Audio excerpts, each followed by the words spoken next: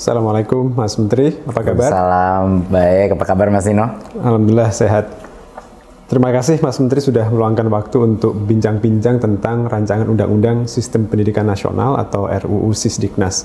Seperti kita ketahui, pemerintah melalui Menteri Hukum dan HAM sudah menyampaikan usulan resmi pemerintah untuk memasukkan rancangan undang-undang ini menjadi bagian dari prolegnas prioritas kepada DPR. Nah, beberapa minggu terakhir banyak tanggapan dari masyarakat, masukan baik pro maupun kontra yang ini semua menunjukkan kepedulian yang sangat tinggi dari masyarakat tentang pendidikan kita. Betul. Salah satu yang paling hangat diperbincangkan adalah soal kesejahteraan guru nih, Mas Menteri. Nah, ini boleh nggak minta penjelasan Mas Menteri tentang mengapa kita perlu mengubah skema tunjangan yang sekarang sudah diatur di Undang-Undang Guru dan Dosen ini. Betul. Makasih Mas Tino. Sebenarnya RUU Sisdiknas ini adalah punya potensi positif terbesar terhadap kesejahteraan guru. Itu adalah satu hal yang sebenarnya yang telah kami di Kemendikbudristek telah memperjuangkan selama 1-2 tahun terakhir adalah mencari jalan bagaimana caranya kita bisa meningkatkan kesejahteraan guru dan bagaimana caranya kita bisa tidak mengecewakan guru yang sudah bertahun-tahun ini, berpuluh-puluh tahun menunggu tunjangan mereka tetapi masih mengantre dan tidak mendapatkannya. Jadi sebenarnya RUU Sisdiknas ini adalah kabar gembira bagi semua guru. Ini suatu hal yang saya rasa saya kepengen sekali berbicara langsung dengan para guru dan menjelaskan betapa besarnya potensi ini untuk meningkatkan kesejahteraan. Ya. Kalau RUU Sisdiknas ini terjadi, ada beberapa hal yang akan bisa tercapai. Yang pertama adalah RUU Sisdiknas ini menjamin bahwa guru-guru yang sudah menerima sertifikasi dan tunjangan tidak akan ada penurunan apapun. Mereka akan terus menerima tunjangan profesi mereka sampai dengan pensiun. Jadi aman, tidak perlu khawatir. Ya? Aman. Ada sekitar 1,3 juta guru yang saat ini menerima tunjangan dan mereka aman sampai pensiun. Ya. Tetapi ada 1,6 juta guru lainnya yang belum menerima tunjangan profesi. Ya, tunjangan apapun, dan mereka ini sudah bertahun-tahun, berpuluh-puluh tahun menunggu jatahnya mereka. Peningkatan kesejahteraannya ya. Betul. Kalau RUU Sisdiknas ini berhasil kita loloskan, yang 1,6 juta guru ini akan bisa langsung menerima tunjangan dan artinya kesejahteraan meningkat tanpa harus menunggu proses sertifikasi dan mengikuti program PPG. Ya. Ini kuncinya ini untuk yang 1,6 juta guru. Ya. Plus, di luar itu, kalau RUU Sisdiknas ini digolkan, untuk pertama kalinya di Indonesia, guru-guru PAUD, saat ini ada sekitar 250.000 guru PAUD, guru-guru pendidikan kesetaraan, dan guru-guru pesantren, itu bisa juga diakui sebagai guru. Dan pada saat mereka memenuhi syarat, mereka bisa juga menerima tunjangan. Ya. Jadi RUU Sisdiknas ini sebenarnya semuanya kabar gembira. Nah, sekarang saya kepengen menanyakan ke Mas Nino, kalau begitu kenapa ada begitu banyak suara-suara dan isu pro kontra yang sekarang sedang tersebar? Yang saya tanyakan Mas Nino. Kira-kira kenapa ini Mas Nino? Semua perubahan itu pasti menimbulkan kecemasan. Ya. Ini perlu kita pahami, perlu kita maklumi juga. Karena itu kita melakukan banyak komunikasi publik termasuk seperti dialog sekarang ini, Mas Menteri. Betul.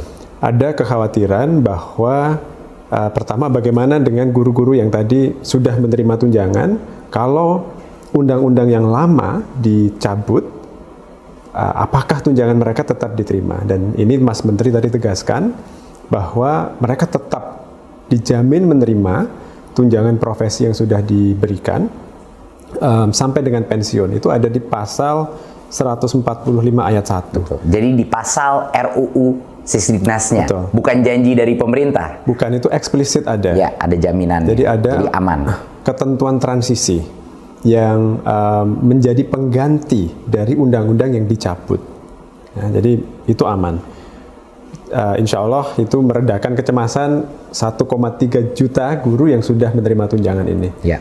Nah, pertanyaan dari yang belum menerima ini juga valid, ya. Kalau di Undang-Undang Guru dan Dosen sekarang diberi janji untuk bisa menerima TPG, tapi harus antri pendidikan profesi guru yang bertahun-tahun. Tapi kalau itu dicabut, bagaimana dengan nasib mereka? Nah, ini kan jawabannya agak berbeda untuk ASN dan untuk non ASN ya, Betul. Mas Menteri. Mungkin Mas Menteri bisa menjelaskan skema untuk ASN kira-kira seperti apa nih? Kenapa guru-guru ASN dan calon ASN yang sekarang berproses guru-guru honorer yang ingin menjadi P3K ini, kenapa mereka juga diuntungkan dengan adanya perubahan pengaturan yang kita ajukan? Mungkin Mas Nino untuk menjelaskan ini, kita harus kembali dulu ke tahun 2005. Dan kita harus membahas sedikit mengenai Undang-Undang Guru dan Dosen. Betul. Jadi pasti banyak guru-guru ini semua menanya, kenapa sih saya untuk mendapatkan sertifikasi dan untuk mendapatkan tunjangan ini harus mengantre? Kenapa? Alasannya adalah, dan ini harus dijelaskan ke setiap guru di Indonesia, alasannya adalah di dalam Undang-Undang Guru dan Dosen tahun 2005, guru itu dipisahkan dari sistem ASN lainnya. Makanya disebut dalam Undang-Undang Guru dan Dosen itu ada kata-kata tunjangan profesi dan disebut berapa jumlah tunjangannya. Tetapi yang harus disadari oleh banyak guru-guru, di dalam Undang-Undang Guru dan Dosen itu, proses untuk mendapatkan tunjangan itu dikunci dengan namanya proses sertifikasi, yaitu PPG. Sementara sistem kita punya kapasitas yang terbatas untuk PPG. Ya. Per tahun kira-kira maksimal 60 sampai 70 ribu proses PPG itu. Dan itu harus dibagi dua. Harus ada PPG untuk guru-guru baru, Ya. prajabatan, Menggantikan yang pensiun. yang kita selalu kekurangan guru ya, karena banyak yang pensiun setiap tahunnya, plus harus dibagi sama PPG dalam jabatan, yaitu yang kita bahas hari ini. Guru-guru 1,6 juta guru ini yang masih belum, yang ngantre menunggu sertifikasi dan PPG. Jadi bayangkan, itu peraturan Mas Nino keluar di tahun 2005. Sekarang tahun 2022. Karena undang-undang tersebut, walaupun dengan itikat baik undang-undang itu, hanya 1,3 juta guru itu yang menerima sertifikasi. Jadi hampir 20 tahun untuk mencapai 1,3 juta guru disertifikasi. Kalau kita diam saja dan mengikuti peraturan itu, di mana disebut tunjangan profesi dan lain-lain, kita akan menunggu lebih dari 20 tahun lagi. Baru yang 1,6 juta ini bisa semua selesai disertifikasi, dapat PPG-nya dan akhirnya menerima tunjangan. Sekarang bayangkan, kalau kita menanyakan, kalau saya itu di daerah, dari Sabang sampai Merauke saya ngomong sama guru, kalau kita memberitahukan mereka, iya Anda harus menunggu 20 tahun lagi, iya mereka akan bilang, ya saya sudah pensiun Pak. Yeah. Mereka akan, hampir setengah dari guru kita, itu tidak akan menerima sama sekali karena sudah pensiun. Nah, ini adalah suatu hal yang harus dimengerti oleh guru. Kenapa mereka harus mengantre? Karena di Undang-Undang Guru dan Dosen, mereka dikunci dengan sertifikasi karena ada pembedaan sistem tunjangan mereka. Makanya namanya tunjangan profesi disebut situ, itu yang membuat guru itu diperbedakan dari contohnya ASN lain. Sementara ASN yang lain itu tidak perlu menerima, tidak perlu melalui proses sertifikasi atau proses PPG untuk mendapatkan tunjangannya.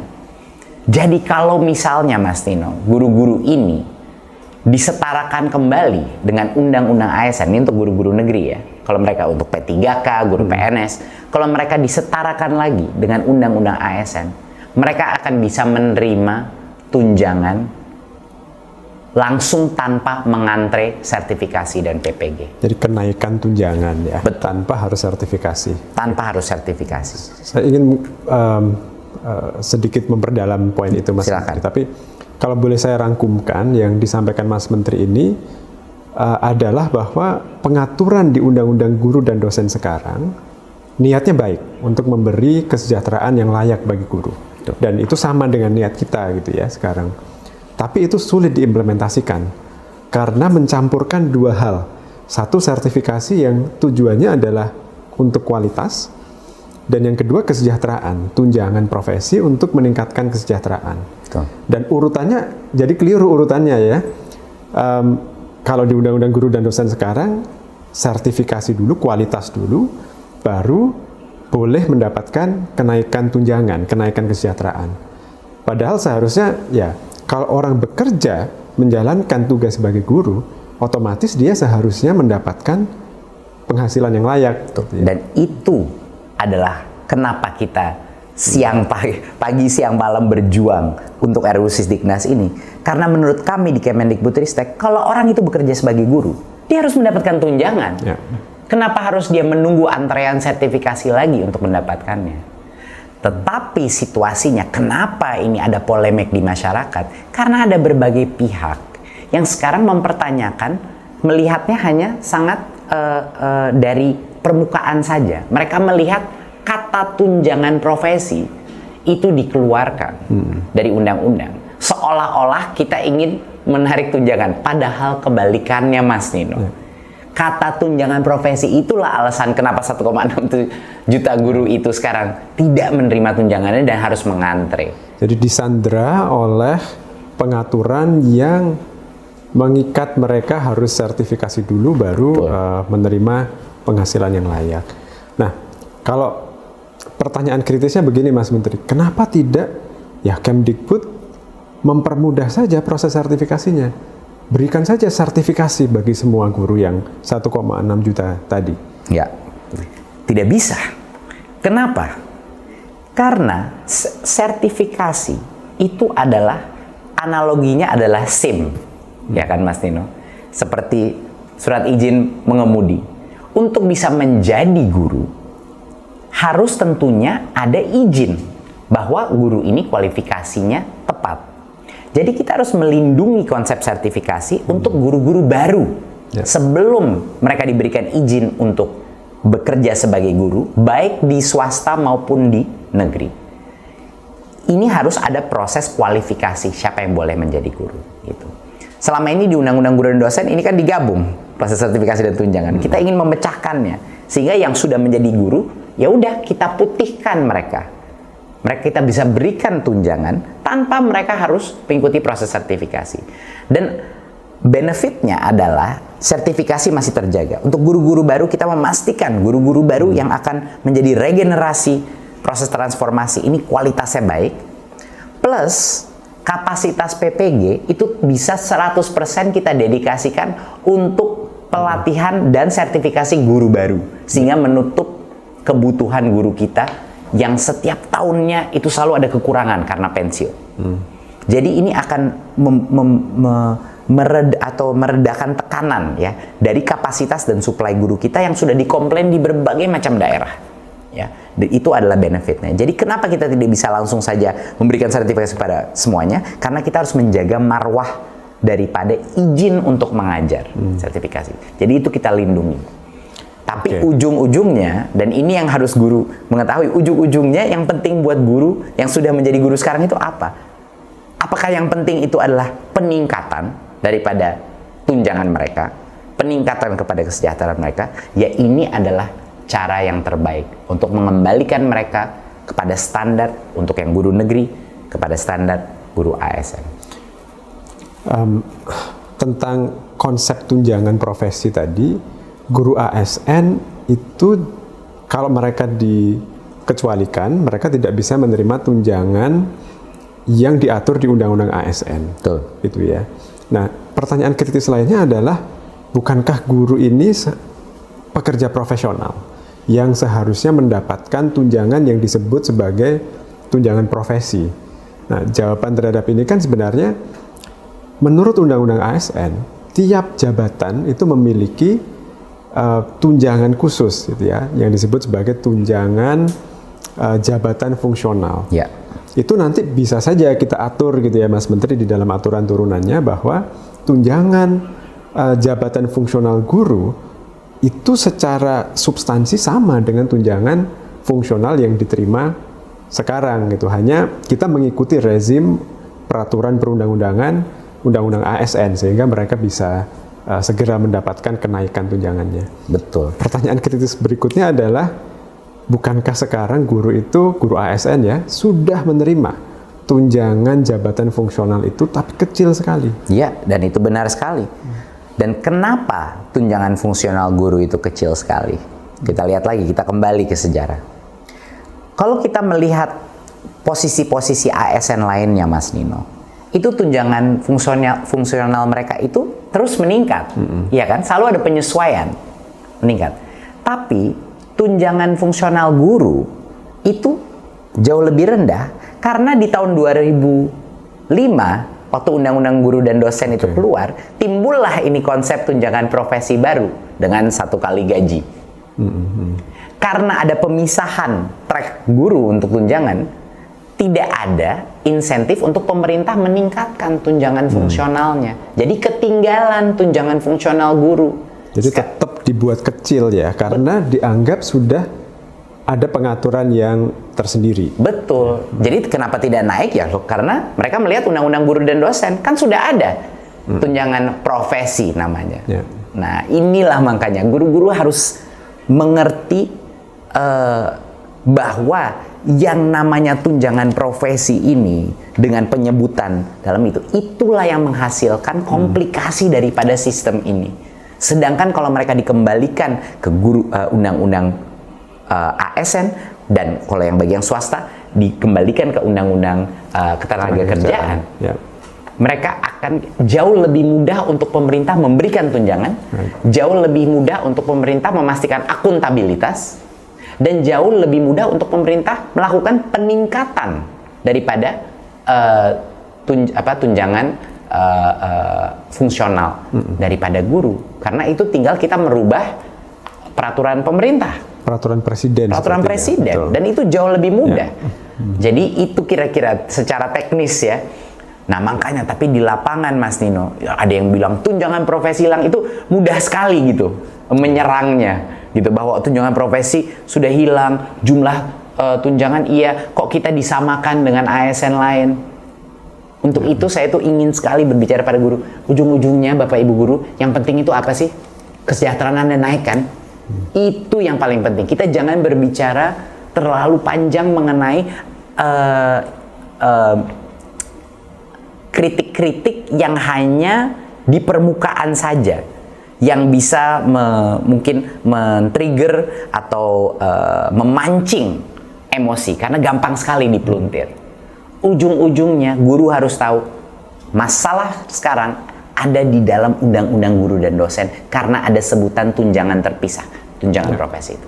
Itulah kenapa itu harus kita keluarkan sehingga kita bisa memberikan uang dan tunjangan kepada guru sekarang, Mas Nino. Guru itu butuh uang sekarang, bukan dalam 20 tahun. Nah, itu yang mau kita lakukan. Betul, betul. Nah, Mas Menteri kan tadi menyebut guru swasta. Ya. Yang tadi kita bicarakan itu pengaturan untuk guru-guru ASN. Betul. Yaitu PNS dan P3K. Jadi semua ini yang baru mau diangkat jadi P3K, yang udah 300.000 diangkat dan akan ada ratusan ribu lainnya, ini juga masuk dalam kategori itu kan. Betul. Yang ASN, betul. Silakan. Kalau yang swasta gimana Mas Nino? Nah, kalau yang swasta ini pengaturannya agak berbeda. Kalau guru ASN, P3K maupun PNS itu akan diatur di bawah rezim undang-undang ASN. Kalau swasta tentunya mengikuti undang-undang yang berlaku untuk mereka, yaitu Undang-Undang Ketenagakerjaan dan peraturan-peraturan turunannya.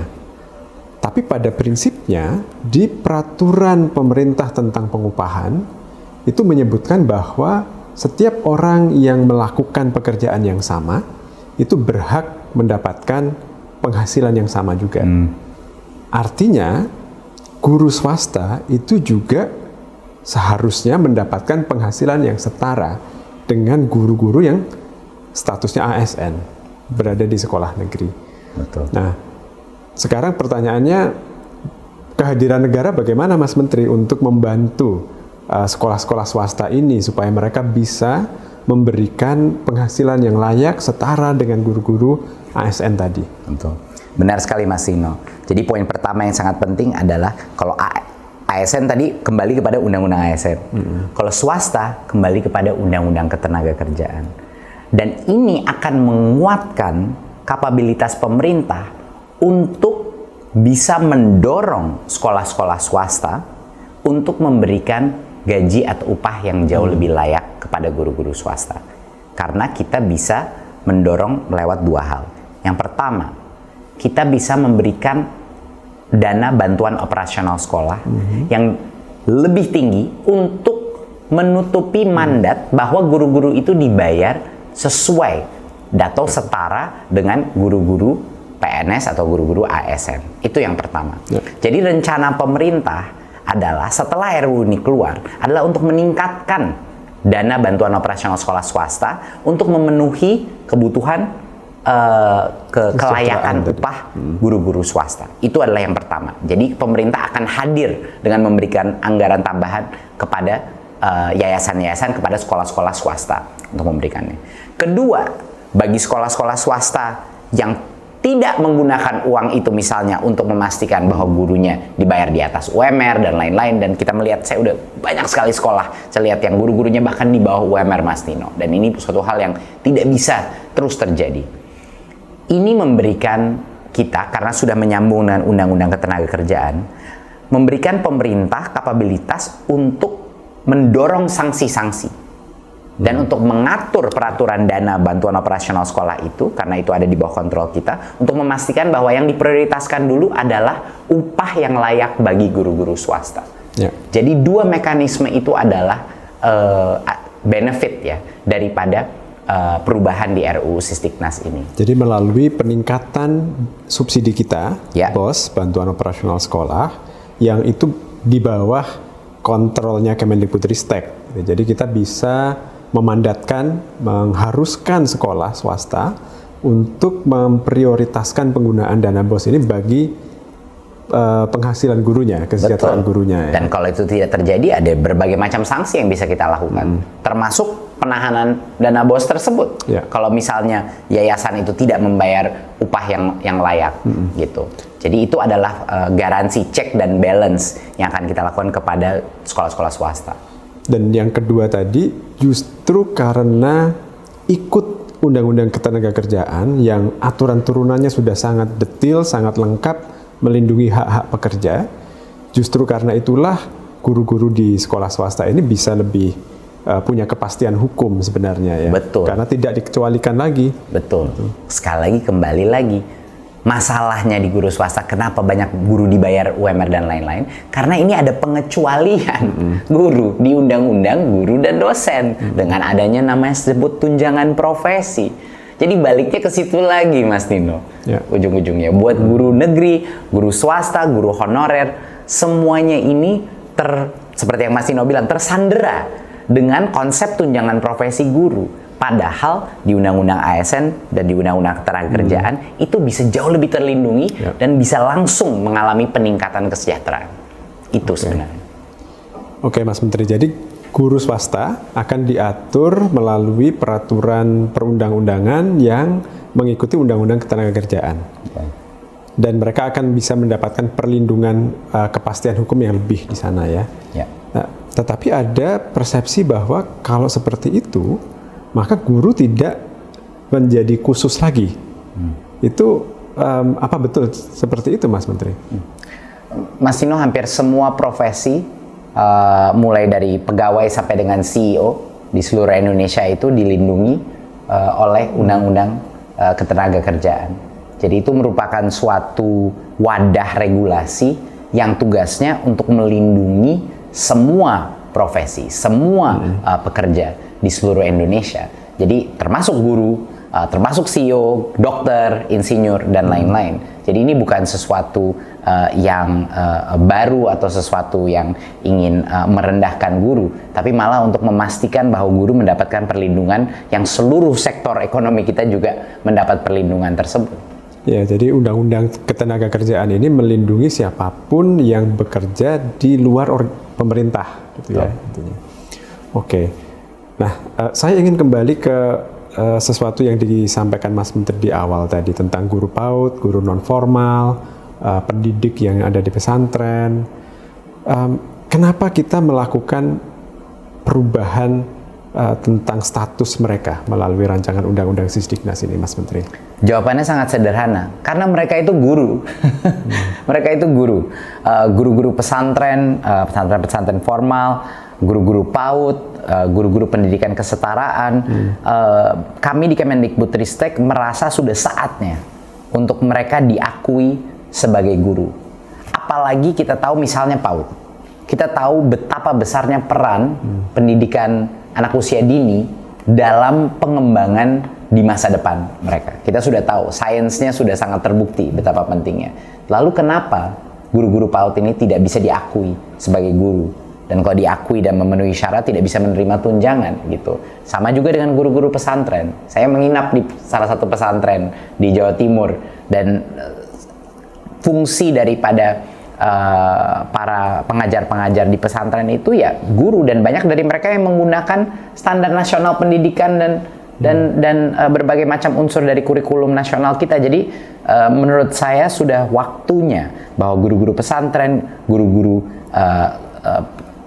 sekolah kesetaraan, dan guru-guru PAUD itu diakui sebagai guru. Jadi sangat penting menurut saya bagi kelompok-kelompok ini untuk menyuarakan dukungannya terhadap RUU Sisdiknas ini, agar masyarakat juga bisa mengerti kenapa mereka harus dan patut diberikan hak dan kesejahteraan yang sama dengan guru-guru lain. Itu bagi kami sangat penting bahwa ini tersebar berita bahwa kelompok-kelompok yang saat ini belum diakui sebagai guru akan bisa akhirnya mendapat kesetaraan sebagai guru.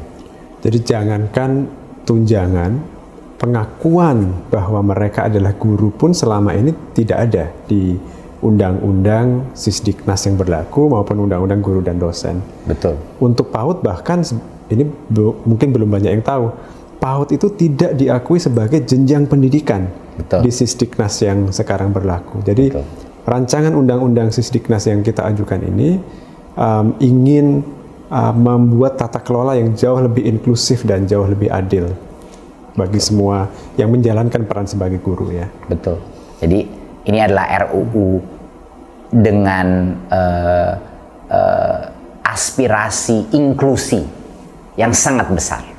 Jadi benar-benar arah dan spirit daripada RUU ini adalah inklusi. Ayo kita sama-sama gotong royong, kita libatkan yang tadinya dikeluarkan dari sistem kembali masuk ke dalam sistem. Baik. Mungkin menjelang akhir saya ingin menanyakan tentang kepastian nih Mas Menteri. Semua yang kita sampaikan tadi itu tergantung pada peraturan turunan dari rancangan undang-undang Sisdiknas ini. Nah, apa jaminannya bahwa setelah RUU ini disahkan, peraturan turunannya akan mencerminkan apa yang kita cita-citakan melalui rancangan undang-undang Sisdiknas ini? Betul. Mungkin untuk menjawab itu saya menanyakan pertanyaan dulu.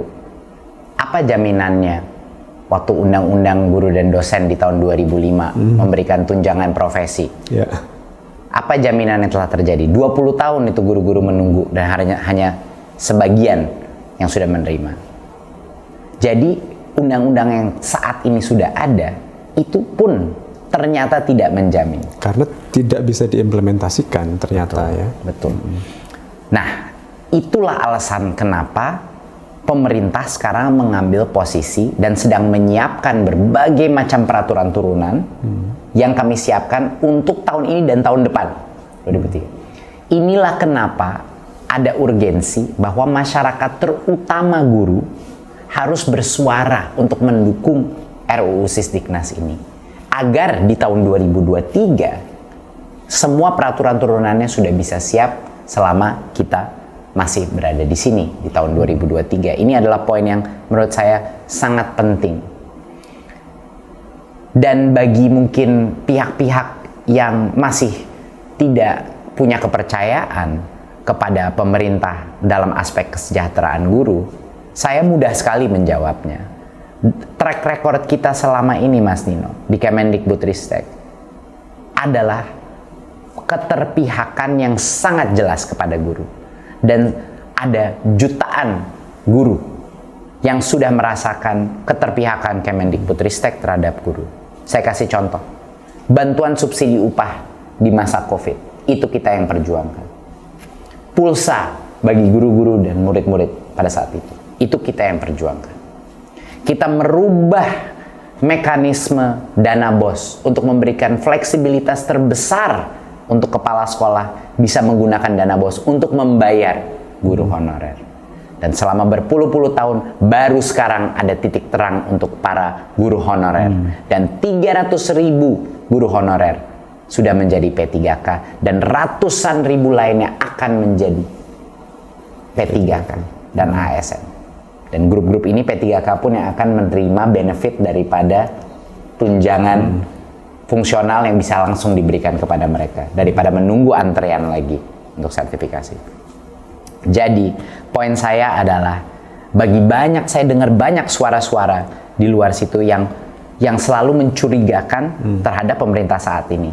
Tapi saya tidak perlu menyebut janji-janji ke depan. Lihat saja track record kita ke belakang. Betapa besarnya perjuangan kita untuk kesejahteraan guru. Dan kenapa kita mau merombak ini RUU Sisdiknas adalah untuk ini. Kenapa kita siap merepotkan diri, berjuang di parlemen, berjuang di Kementerian Keuangan, berjuang di Kemenpan RB untuk melakukan ini. Perjuangan ini adalah terutama untuk memastikan sistem ke depan memprioritaskan kesejahteraan guru.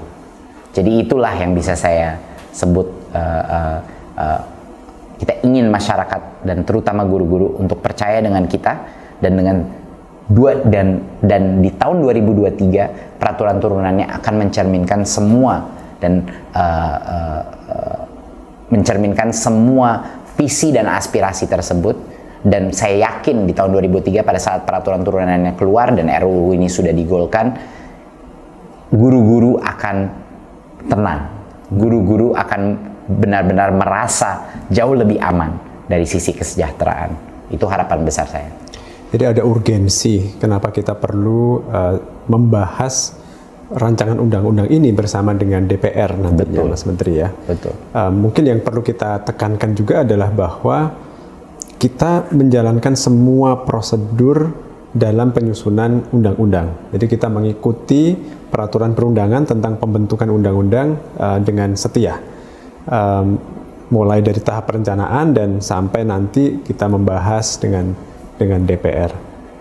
Pelibatan publik juga sudah kita lakukan. Kita punya website yang memungkinkan masyarakat mengakses semua naskah akademik maupun naskah undang-undangnya secara lengkap dan juga memberikan umpan balik pertanyaan, masukan, pasal per pasal di sana.